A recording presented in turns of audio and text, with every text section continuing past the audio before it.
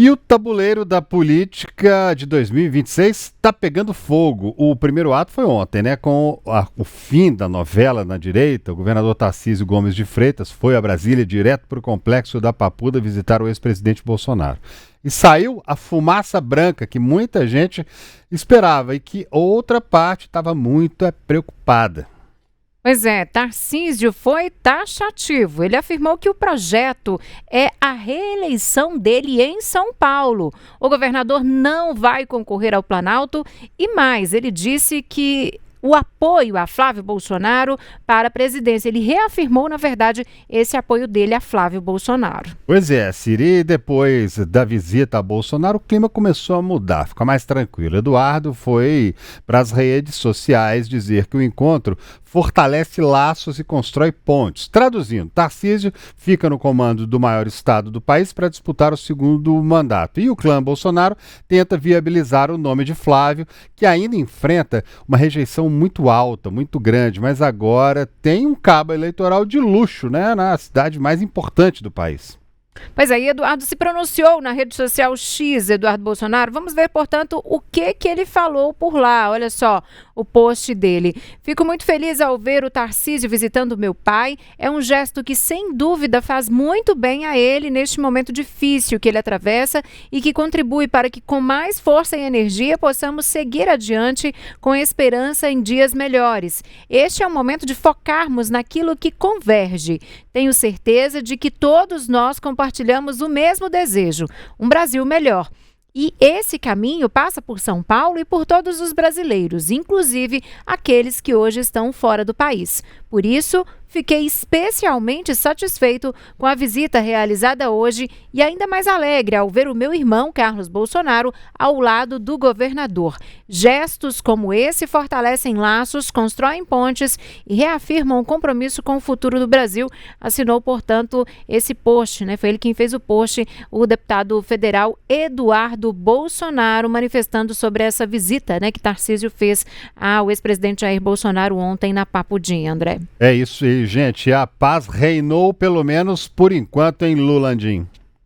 Pois é, pelo menos por enquanto, né, pelo que a gente observa com essas declarações públicas do governador de São Paulo, Tarcísio de Freitas, e também do senador Flávio Bolsonaro, que se coloca como pré-candidato à presidência da República, como o herdeiro político do pai, o ex-presidente Jair Bolsonaro. Mas a gente não pode ignorar que, apesar desse cenário colocado hoje, a articulação continua e existe um ponto muito importante nessa articulação, que é a posição do Centrão. A gente sabe que o Centrão, ele tem um peso político e eleitoral muito grande, um peso político a gente fala ao longo de mandatos, especialmente ali as bancadas no Congresso Nacional, durante votações, mas também eleitoral por conta desse apoio que é direcionado para algum candidato ou outro. Hoje nós temos muito claro que Tarcísio de Freitas se coloca como candidato à reeleição em São Paulo e que Flávio tenta esse apoio, tenta reunir todo esse apoio que pode conseguir para ser realmente esse candidato da direita, para tentar atrair esses votos que nas eleições passadas foram direcionadas ao pai Jair Bolsonaro. Mas essa questão do Centrão, ela ainda acontece porque, apesar de estar em pesquisas, de ter essa sinalização de Tarcísio, Flávio ainda não é consenso nesse grupo do Centrão. Ele ainda não tem um apoio amplo, um apoio total ali dessa parcela política eleitoral que pode, claro, ter alguma influência a partir de negociações. A gente também tem certo que essa vai ser uma eleição polarizada, mais uma vez, essa eleição de 2026, e o Centrão, ele vai negociar para decidir se atua com Flávio, se essa candidatura do senador for até o fim, ou se faz uma investida própria para avaliar o desempenho em um primeiro turno. Lembrando que, pelo que a gente tem desenhado até o momento nesse cenário, essa disputa polarizada deve ficar entre o presidente Lula, que deve tentar um quarto mandato à presidência da República, e entre esse nome da direita, que pelo que a gente tem hoje é Flávio Bolsonaro. Lu, e hoje também teve o anúncio da saída de Simone Tebet, do governo Lula. A ministra do Planejamento confirmou que deixa o ministério, portanto, para se candidatar nas eleições deste ano. Então, de fato, agora ela, de certa forma, já sinalizou ali que vai se candidatar ao Senado, né, Lu?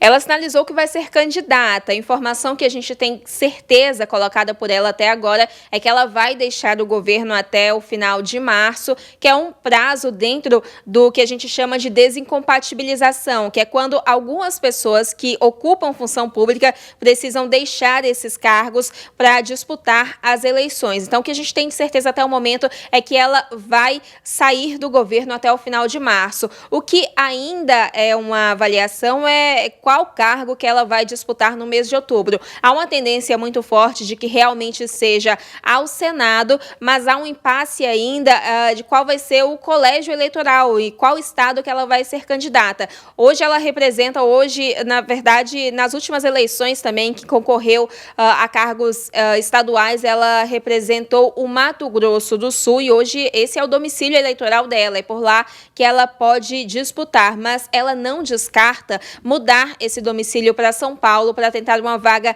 ao Senado por São Paulo. Essas conversas, essa articulação está sendo conduzida por Simone Tebet em conversas diretamente com o presidente Lula, claro, ainda sem uma definição final, como a gente fala por aqui, mas de acordo com a ministra, essa decisão vai contar com a assinatura do presidente, mas ainda com esse porém de que o Senado ainda não está fechado e que o estado a que ela vai disputar também segue em aberto, se vai ser por Mato Grosso do Sul ou se vai ser por São Paulo.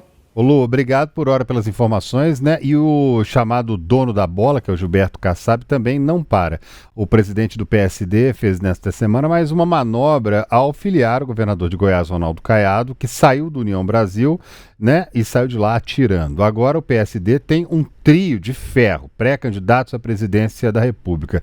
Ratinho Júnior, Eduardo Leite e o próprio Caiado. Pois é, Kassab disse que vai esperar até abril para ver aí quem que tem mais fôlego nas pesquisas. Ele quer um nome de centro moderado e que não assuste a ala mais radical da esquerda nem da direita. É a estratégia de cercar, portanto, o eleitor que, como mostram pesquisas recentes, está de fato cansado ali da polarização. Na prática, será que essa do Kassab, será que ele está acumulando fichas Lulandim para vender aí mais caro depois lá na frente? Olha, Gilberto Kassab, presidente do PSD, é conhecido como um estrategista político de longa data, não é de hoje. Não à toa, hoje, desde 2023, na verdade, o PSD ocupa cargos na esplanada dos ministérios do governo Lula e o próprio Gilberto Kassab é secretário estadual do governo Tarcísio de Freitas. Tarcísio, que ele se lançou politicamente aí como apadrinhado de Jair Bolsonaro, que é adversário direto de Lula. Então, a gente tem Gilberto Kassab colocado nesse cenário. E no cenário atual, nessa pré-discussão eleitoral que a gente faz, a aposta do PSD é justamente essa das fichas, para aumentar o valor do apoio que vai ser dado lá na frente. Enquanto isso, ele barganha com esses três nomes: Ronaldo Caiado, que acabou de se filiar, Eduardo Leite e também Ratinho Júnior. A gente lembra também, é bom a gente, quando a gente fala de PSD e Gilberto Kassab, é bom a gente falar também de um histórico, especialmente de 2022. Nas eleições de 2022, Kassab declarou durante todo o ano ali que o PSD teria um candidato próprio. Na época, ele inclusive filiou o Rodrigo Pacheco, o senador por Minas Gerais, ao partido. Com esse objetivo, as declarações eram de que essa disputa à presidência dependiam diretamente de Pacheco. No final, o PSD acabou ficando neutro ali nas eleições, sem um candidato próprio. Não teve candidato próprio, mas também não apoiou nem Lula e nem Jair Bolsonaro, que foram os candidatos polarizados ali nas eleições de 2022. Resta saber qual realmente vai ser a jogada do PSD nesse ano, mas a avaliação nesse momento nos bastidores é justamente essa, de aumentar o preço dessas fichas, justamente para declarar um apoio lá na frente. Mas voltando a falar sobre a ministra Simone Tebet, ela disse hoje que o Congresso está sequestrando uma parte relevante do orçamento, citando casos aí de deputados que chegam a direcionar 60 milhões de reais por ano sem um planejamento definido. A resposta veio rapidinho, né? O presidente da Câmara, deputado Hugo Mota, rebateu dizendo que a fala da ministra é equivocada. Mota defendeu que as emendas não são sequestro, mas sim uma prerrogativa constitucional que leva recursos para onde a população realmente precisa, nos estados e também nos municípios. Agora, Lu, o Hugo Mota, o presidente da Câmara, Hugo Mota, né, diz, portanto, que é prerrogativa constitucional. Já Simone Tebet chama aí de sequestro, né? Essa troca de farpas aí é só ajuste de discursos mesmo, ou entre os poderes, né? Ou já é um sinal de que a equipe econômica vai ter vida difícil aí para segurar os gastos com esse Congresso, hein? Na verdade, é cada um jogando para o próprio lado, né? Essa questão das emendas parlamentares sempre foi alvo de embate entre diferentes setores, Congresso Nacional, governo, porque a gente lembra, o Congresso ele é responsável ali pela aprovação do orçamento a partir de uma peça que é encaminhada pelo Executivo, pelo governo federal, mas claro, com ajustes que são feitos, com definição desse valor de emendas parlamentares, e quando esse orçamento é aprovado e sancionado pelo presidente da República, ele precisa ser cumprido, especialmente também nessa parte das emendas parlamentares. No orçamento de 2026, que foi aprovado no dia 19 de dezembro de 2025 pelo Congresso Nacional, havia a previsão ali de 61 bilhões de reais em emendas parlamentares para esse ano. E esse recurso ele é justamente destinado por deputados e senadores. E alas do governo fazem uma crítica maior justamente pelo uso